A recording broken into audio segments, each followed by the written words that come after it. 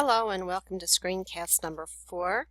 In this screencast we're going to be taking a look at some nuclear energy accidents. We've already talked about 3 Mile Island, and now we're going to look at Chernobyl and Fukushima and talk about the effects of those.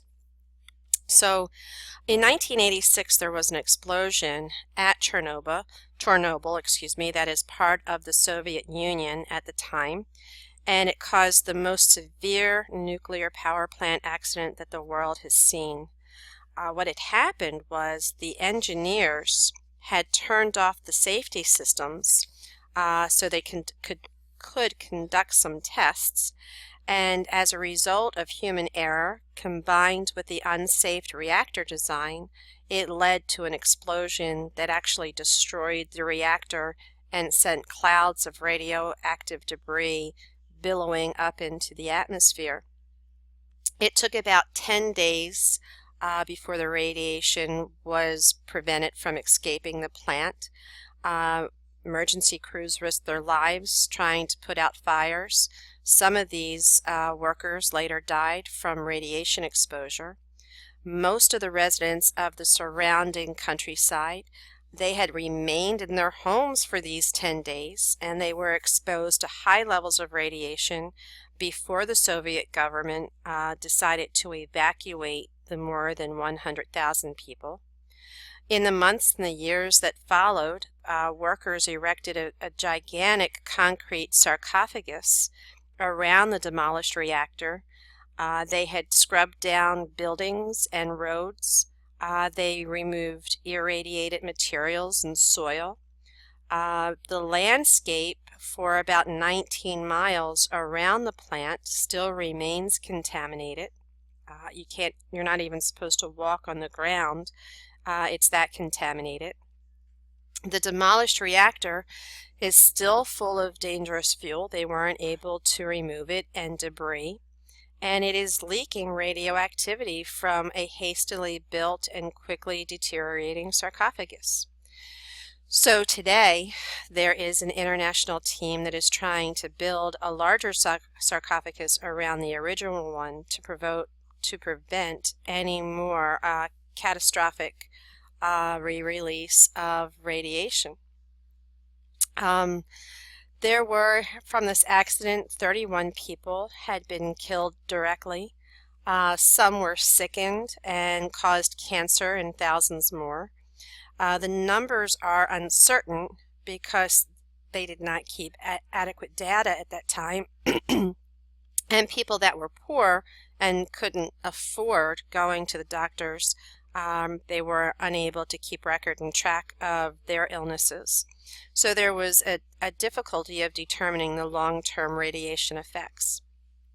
The health authorities have estimated that most of the 6,000 plus cases of thyroid cancer that have been diagnosed in the people who were children at the time did result from the radioactive iodine that spread by the accident.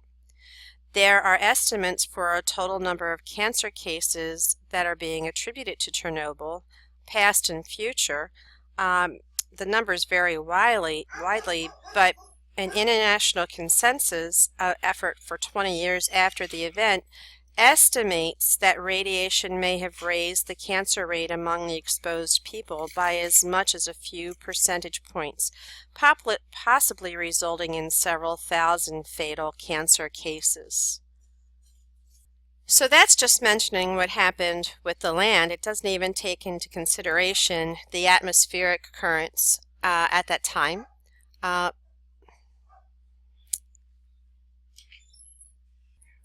The atmospheric currents carried radioactive fallout from Chernobyl across the northern hemisphere. So Ukraine and Belarus and parts of Russia and Europe had fallout, and the fallout was even greater where rainstorms brought the radioisotopes down from the radioactive cloud.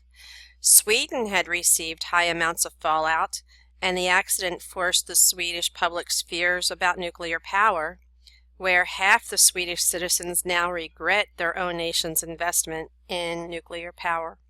So here's a picture of Chernobyl that you can see.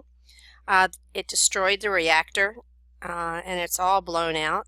Water later encased in the massive concrete, not water, this whole area was then later encased in the biggest concrete sarcophagus to contain the radiation and leakage. And then technicians just scoured the landscape trying to clean it and measuring the radiation levels and removing soil and scrubbing roads and buildings. So you can see that it's just massive explosion that took place. So again, here's another picture, and the red is going to indicate the highest deposition of cesium-137 and the yellow is the lowest. So look at how far the radiation went, and we're seeing it go into well into Russia. It's coming down. They didn't even cover the Black Sea, where it's probably in the Black Sea as well. Parts of Greece received it, all the way to Switzerland, Belgium, even Ireland, and parts of the United Kingdom, Norway and Sweden, all round up getting some amount of radiation that was deposited either through rain or through the winds carried from Chernobyl. So this was the area, and of course here's the darkest and the most amounts of radiation. The patterns of cesium-137 deposition resulted from atmospheric currents and rainstorms. There were 100 times more fallout than the U.S. bombs dropped on Hiroshima and Nagasaki in World War II. It was distributed over a much wider area, and the levels of contamination in any given place outside of the Ukraine and Belarus and Western Russia, I don't know why I can't talk today, were relatively low. The average European received less than the amount of radiation a person receives naturally in a year. But it gives you an idea of where that went to. Covered a huge area. So now let's take a look at Fukushima Daiichi. And on March 11th in 2011, there was a magnitude 9 earthquake that struck Japan, and it sent a massive tsunami roaring towards the shore. Over 20,000 people were killed. Many thousands of buildings were destroyed. It affected the operation of several of Japan's nuclear power plants, but Fukushima received the worst of it. The earthquake shut down the power, and the tsunami flooded the plant's emergency power generators. The plant was protected by a 19-foot seawall, but the tsunami reached 46 feet high, so it was huge. The generators that they had for backup were located in the basement of the plant, so the water flooded into the basement, and without electricity, the workers could not use the moderators or control the rods to cool the uranium fuel, and the fuel began to overheat as fission proceeded uncontrolled. Another problem, because of the damage across the region, help was slow to arrive, and the workers had to begin flooding the reactors with seawater in order to try to help cool it down. Several explosions and fires occurred over the next few days.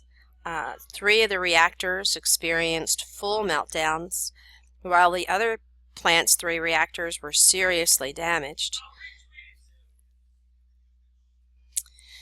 Because of the damage, parts of the plant remained inaccessible for months because of the radioactive water, and will probably require decades to fully be able to clean up the site. The radioactivity was released during and after these events at levels about 1/10 of those from Chernobyl. Much of the radioactive activity spread by air or water into the Pacific, and there were trace amounts that were detected around the world. even the coast of California were detecting the amounts of radiation. There were thousands of residents of areas near the plant that were evacuated, and they were screened for radiation. There were restrictions placed on food and water from the region, and over 2 years after the event, there are still minor releases of radioactivity that have continued. The Tokyo Electric Power Company, TEPCO, and the plant's which is the plant's owner, continue to ascertain what precisely went wrong. There are long-term health effects on the region's people, and those health effects still even remain uncertain and debated. You can read the story of Fukushima and Chernobyl in the science behind the story, so please make sure you're reading that. That's pages 562 and 563. Continuing with Fukushima, the Japanese government, and we'll pull up these pictures, along with the TEPCO, were criticized for not sharing full, accurate information with the public. So they weren't releasing information. The fact that TEPCO had failed to respond to earlier warnings that the plant was vulnerable to a large tsunami shook the Japanese people's confidence in their leaders and in nuclear power.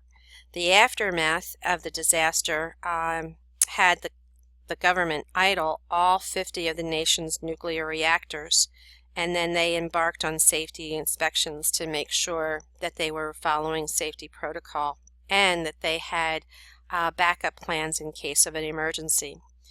In 2012, the government restarted a number of the plants. They used the argument that electricity from them was necessary to avoid summertime blackouts. The people did demonstrate in protest, and some even urged the national referendum on phasing out nuclear power. Many nations reassessed their nuclear programs. Germany, Belgium, and Spain were among the few. So taking a look at the pictures, A shows the tsunami barrels toward the Fukushima reactors. The tsunami tore through the seawall. It inundated the plant's nuclear reactors. About 80% of the radiation that escaped from the plant drifted over the ocean, as shown in the map on B. So you can see where it drifted out. The light yellow is the least amount of radiation. The darker colors are the most amount of radiation. It was cesium-137 isotopes that were released, and they continued to be released about 9 days after the accident. The children, and you see in the last picture, were evacuated from the region, and they were screened for radiation exposure.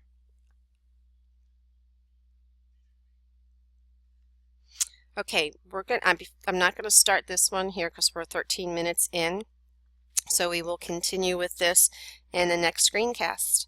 Have a good one.